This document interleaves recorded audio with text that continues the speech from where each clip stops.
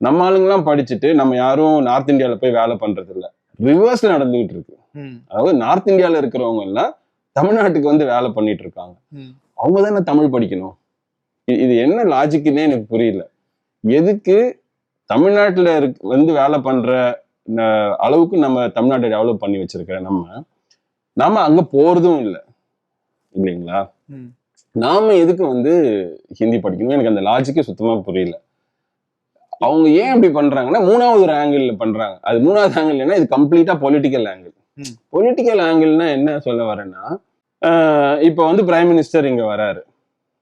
இது வந்து BJP prime மினிஸ்டரா இருந்தாலும் சரி, இந்திரா காந்தியா இருந்தாலும் சரி, அந்த காலத்துல இருந்தே இந்த பிரச்சனை நமக்கு வந்துட்டு இருக்கு. அவங்களோட ப்ராப்ளம் என்னன்னா, தமிழ்நாட்டு மக்களுடைய அவங்களால டைரக்டா உரையாட முடியறது இல்லை. Only for political reasons.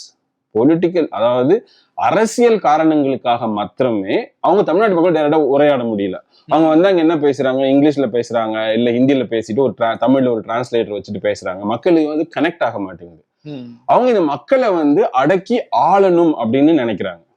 So அதனால என்ன பண்றாங்கன்னா, ஒரு காமனா எல்லாருக்கும் ஹிந்தி சொல்லி கொடுத்துட்டோம்னா மொத்த இந்தியாவையும் நம்மளால வந்து கண்ட்ரோல் பண்ண முடியும் அப்படிங்கிற ஒரே ஒரு ரீசன்னால மாத்திரம்தான் இதை வந்து நம்ம மேல திணிக்க ட்ரை பண்றாங்க.